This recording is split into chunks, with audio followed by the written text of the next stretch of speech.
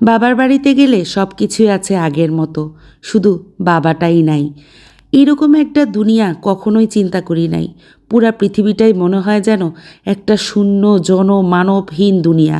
এই দুনিয়াতে সব থাকার পরে, সব কিছু থাকার পরে, প্রত্যেকটা মানুষ থাকার পরেও মনে হয় যেন কি যেন নাই। বুকের মাঝখানে যেরকম খা খা করে, এই শূন্যতা, এই বুকের মাঝখানে জ্বলাটা কাউকে বোঝানো সম্ভব না।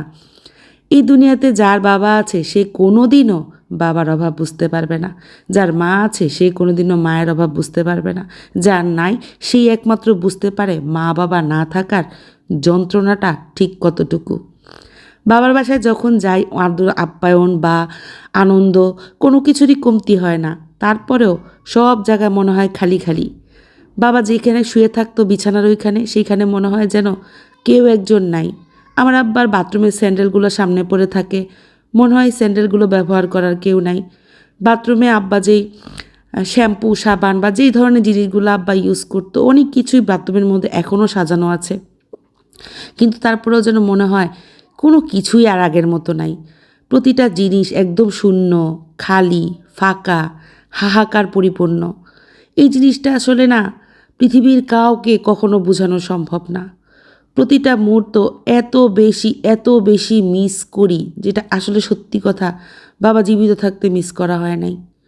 কখনো মনেই হয় নাই যে বাবা জিনিসটা থাকবে না বা মা জিনিসটা থাকবে না। এটা আসলে কোনো সন্তান কোনো দিনও মানতে পারে না বা কখনো চিন্তাই করতে পারে না। কিন্তু চিন্তা না করলেও এটাই আসলে দুনিয়ার নিয়ম। একসময় আমরা কেউই থাকবো না। আমরা যে সন্তান দুনিয়াতে পৃথিবীতে এনেছি, এই সন্তানদের জন্য আমরাও অবশিষ্ট থাকবো না। কিন্তু তারপরেও যার যার যন্ত্রণা আসলে তারই। একটা সময় দেখা যেত সকাল দুপুর সন্ধ্যা বিকেল আব্বা যখনই বাসা থেকে বের হইতো বা বাসায় ঢুকতো, ঢুকার আগে আমার বাসায় নক করে তারপরে হচ্ছে আব্বা বাইরে যেত। আব্বা বাইরে থেকে কিছু নিয়ে আসলে আমাদেরকে দিয়ে তারপরে বাসায় যেত, বা বাসায় আনলেই আব্বা ফোন দিত যে এই জিনিসটা আনছি। কোনো জিনিস কখনো আমাদেরকে রেখে খায় নাই। এই মানুষটাই এখন দুনিয়াতে নাই। তার মতো করে আদর করার মতো মানুষও নাই, তার মতো ভালোবাসার মতো মানুষও নাই। বাবা যেভাবে বটগাছের মতো আগলায় রাখে, এরকম দুনিয়াতে কেউ কখনো আগলায় রাখে না। কেউ কোনো দিনও জন্ম দেওয়া বাবার মতো হয় না, জন্ম দেওয়া মায়ের মতো হয় না। এই দুনিয়াতে যা কিছু আছে সব কিছুই হচ্ছে ভালো, সব কিছুই ভালো দুনিয়াতে। আত্মার সম্পর্ক, আত্মীয় সম্পর্ক, পরিবারের সম্পর্ক, সমাজের সম্পর্ক, প্রতিবেশীর সম্পর্ক। তারপরেও যে বাবা মা জন্ম দেয় তার মতো ওরকম সুন্দর সম্পর্ক আর কখনোই হয় না। আব্বার বাসায় গিয়েছিলাম, যাওয়ার পরে আলহামদুলিল্লাহ ভাই, ভাইয়ের বউ, ভাইয়ের বাচ্চা কাচ্চা, আম্মা এত বেশি আদর যত্ন, যে কত কত বাজার, কত কত রান্না বান্না, সবাই সব কিছু অনেক পারফেক্টভাবে আমাদের জন্য করে। আলহামদুলিল্লাহ, এটা অনেক খুশির একটা ব্যাপার যে যতটুকু সম্মান পাওয়া দরকার, যতটুকু আদর পাওয়া দরকার, কোনো কিছুরই কখনো কোনো কমতি হয় না। ভাই যে বাইরে থেকে আমাদের জন্য কত রকম বাজার নিয়ে আসছে, আমরা আসছি শুনে। আসার পরে দেখা গেছে যে আম্মা গরুর পায়া রান্না করতে বলছিল, তো বললো যে তুই রান্না কর।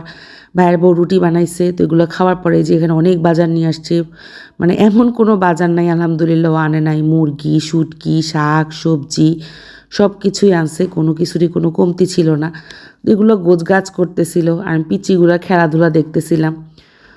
ওরাও হয়তো একদিন বুঝতে পারবে বাবা মা থাকলে কীরকম লাগে, বাপ মা না থাকলে কীরকম লাগে।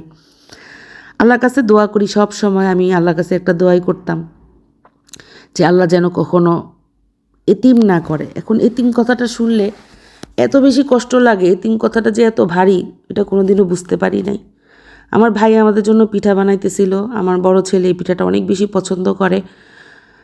তো সবাই সবার বাবা মা যতদিন জীবিত আছে ততদিন বাবা মায়ের জন্য দোয়া করবেন, তাদের সেবা যত্ন করবেন, তাদের খেয়াল রাখবেন, কারণ মরে গেলে আফসোস করে কোনো লাভ নাই। যতদিন জীবিত থাকে